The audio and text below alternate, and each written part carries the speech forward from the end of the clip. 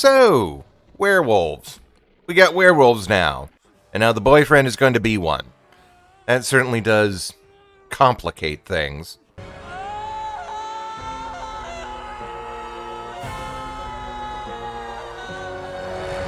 It was at this point where I was like, whatever. Not that I dislike the series. I can't emphasize that enough. The series has still some of the most charming animation I've ever seen. I saw that one of the studios is in France, and that's a really good choice considering just the output of the last decade. And the fact that most of the characters do look like they are from Asterix. Like, baby Melinda is just adorable. And seeing her and Emma run around makes this probably the best episode in the series. That's episode 5.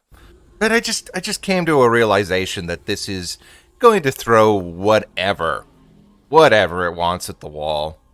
Like, I assume the werewolf was summoned by the energy monster. I mean, I would assume that, but now I don't know. What if this was just a separate supernatural incident? Like, a Stephen King story, where, like, a kid with telepathy just happens to go into a haunted house. Or, like, how aliens meet another alien. No, this is either the work of Derek, who is probably having a lot of fun, but at this point the story is becoming less tenable by the episode. There's just a lot of things that are happening. It was a magical fox lady.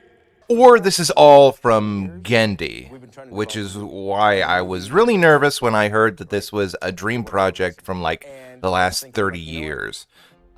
Sometimes when a project sticks with you for that long, you just kind of add more and more to it. Like, ooh, I like this idea, but I already have this happening. Well, if I could keep both, if I move this here and then put this over here. So, I'm still going to do these videos, but I'm not going to go chasing rabbits with trying to guess what's going to happen. Since, everything can just switch around on a dime. And that's not really an insult, but it's also not really a compliment. And it's not having the effect I think the crew wanted. Like, twists and reveals only work if you establish a baseline with your characters. Like, now they're teasing that the elf guy has been keeping a dark secret. And my reaction wasn't gasp. Not this guy that I'm only, like, known for, like, a couple hours. It was, yeah, that's likely. Oh, on another note, I have to say, I've been loving the fan art of Dimitri. That guy has made a way bigger impression in, like, 30 seconds than this elf guy has made for his entire Scream Time run. Although it's hard to tell if the two personalities haven't blended a little bit. Emma and Melinda are conflicting. I don't know if Dimitri is in there trying to give the elf guy some pointers. It's good that the one through line that the series has is still the Melinda-Emma stuff. That stuff is still compelling because that's the one thing that's sort of keeping me invested.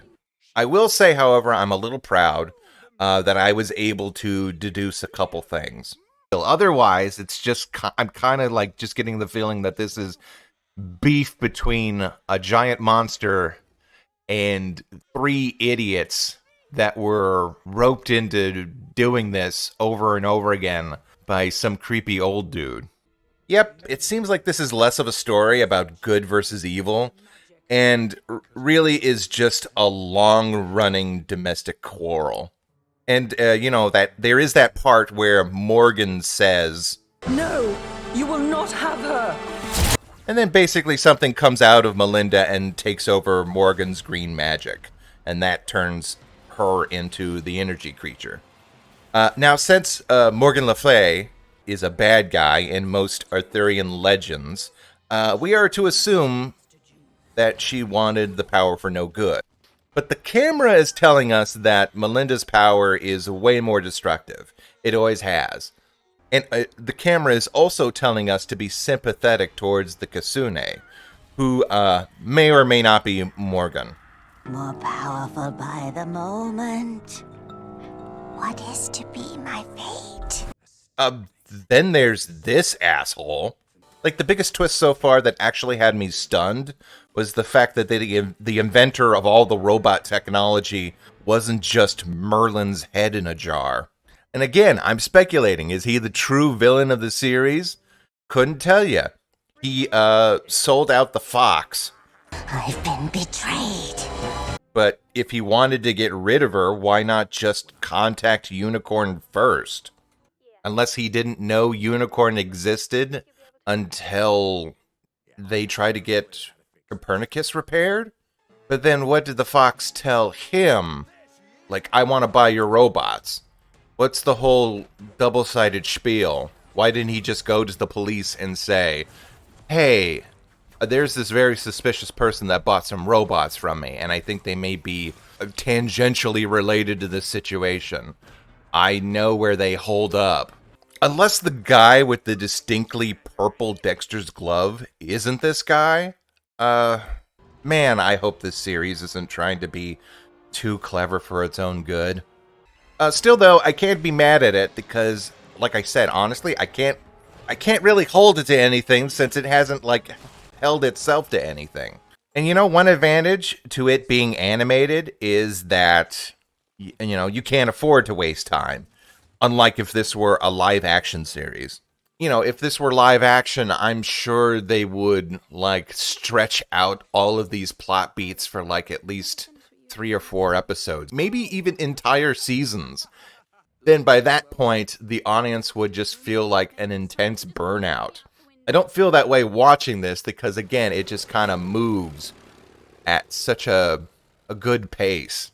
I've experienced more twists in 6 episodes of this series than most Lost viewers have in 10 years. And you have to admire that efficiency. Yeah.